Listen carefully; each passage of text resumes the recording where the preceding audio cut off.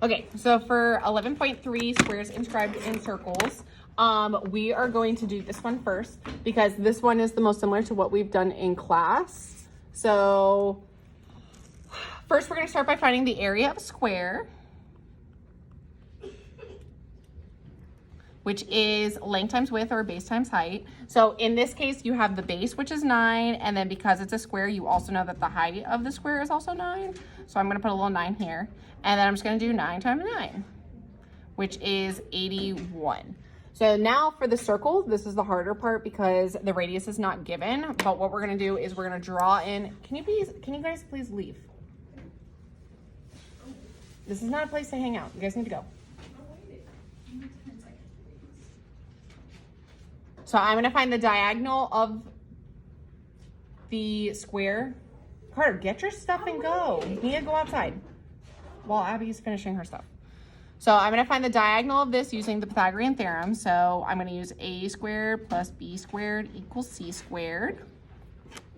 So I'm gonna do 9 squared plus 9 squared equals c squared. So 9 squared is 81 plus 81 equals c squared. 81 plus 81 is 162. And then to get rid of that square, just like when we did the Pythagorean theorem before, I'm gonna square root it. So whenever you're doing these problems, you're gonna get decimals. So square root of 1. Bye. Is about 12.7. So that represents the entire length of this. If I just want my radius, I'm gonna take 12.7 and I'm gonna divide by 2. So this gives me 6.4 for my radius. So now I know my radius and I can use that to find my area of my circle. So if I am trying to find my circle formula is pi r squared. So my radius we just found is 6.4, so I'm doing pi times 6.4 to the power of 2. So if I do 6.4 to the power of 2 times by pi, that makes 128.7. And then if I want to find just the shaded region, I'm going to subtract my circle and my square. The biggest number is always going to go first, and then the smaller number because it would not make sense to get a negative area. So I'm doing 128.7 minus 81. 128.7 minus 81. So you should get around 47.7 for your area of your shaded region. Whenever you're doing these, there are lots of decimals. So if you're off a little bit, it is totally fine because I made this paper, so the decimals are kind of really bad. So we're gonna use this same idea to do this question right here. This question has one singular shaded portion. So at the very, very end, I'm gonna have to have one extra step. So in this case, I'm gonna start by finding my square. So my square is, to find the square, it's base times height or length times width. Because it's a square, 10 is here, 10 is also here. So I'm just doing 10 times 10, which is 100. So that's easy to find the area of your square.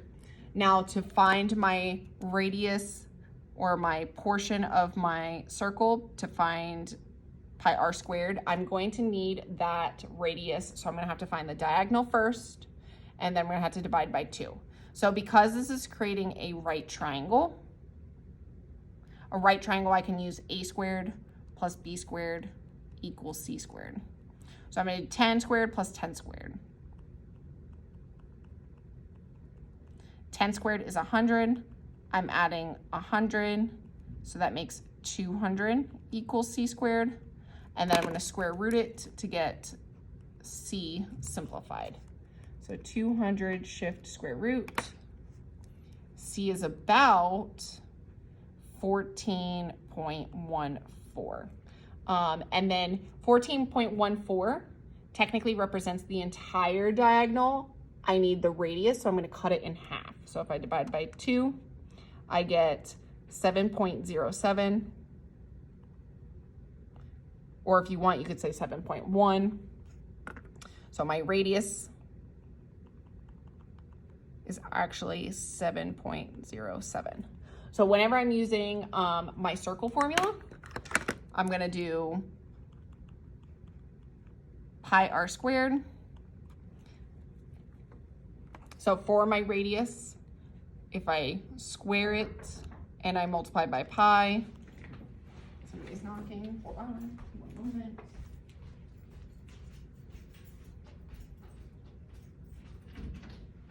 Okay, I'm making a film. I'm making a YouTube video. Yeah. My dad's like 20 minutes away and I don't want to sit outside. Do you want me to get that while you film? I got it. It's like filming right now. Okay, so if my radius is 7.07, I just used that whole decimal. Let's see if it gets the same thing. It's gonna be slightly off, 0.07 squared times pi. So I get 157.03. So for my circle, I get 157.03. Now, if I'm finding the area of just that shaded region, I'm going to take my bigger number, which is the circle, because that's the whole thing, and I'm going to subtract my square. So if I subtract these, 157.03 minus 100 gets you 57.3. So I'll write that out. Minus 100. And now the difference between this problem and the last problem is that I only have a piece of this shaded instead of all of these surroundings like I did last time. So in this case, because there's 4 equal pieces, I'm gonna take my area and I'm gonna divide by 4, and then that's just gonna give me this section that's actually shaded. So last step, I'm gonna divide by 4. So I get around 14.25, so I'm gonna say 14.3. And this is technically inches squared. On the back side, the problems are a little bit different. We have 2 shapes that are kind of stuck together. You can do this one of 2 ways. So if we do number 11, this is, you can either cut it in half and have a trapezoid and a rectangle and add them together, or you could kind of draw in this remainder piece. Boop, boop, boop. So if I draw in my dashed line, this is how classes like to do it today, is I have a missing triangle here. So I can find the area of the rectangle as a whole, and then I can find the area of the triangle, and then I can subtract them to get the area of the actual shape. So let's do the rectangle first. So to find the area of a rectangle, it's the formula for a parallelogram, which is base times height. So my base in this case is going to be 16. My height is not 11 because it does not represent the entire height of the rectangle. It's actually 13. If I do 16 times 13, that makes 208 in total. To find the area of the triangle, it's 1/2 base times height. So for the triangle, I have my base here and I have my height here. So I actually need to fill in these little numbers. So if I know this entire length from here to here is 16 and it represents a rectangle, that means that this whole portion is also 16. So this missing piece would need to be 4, because 4 plus 12 makes a total of 16. I can do the same thing for the height. This side is 13. This side in total has to be 13, which means this piece needs to be 2, because 2 plus 11 makes a total of 13. So for my triangle, just looking at this little piece over here, if I shade it in, the base is 4, so I'm doing 1/2 times 4, and then my height is 2. 4 times 2 is 8, 1/2 of 8 is 4, and then in this case, you have to decide, should I add these or should I subtract them?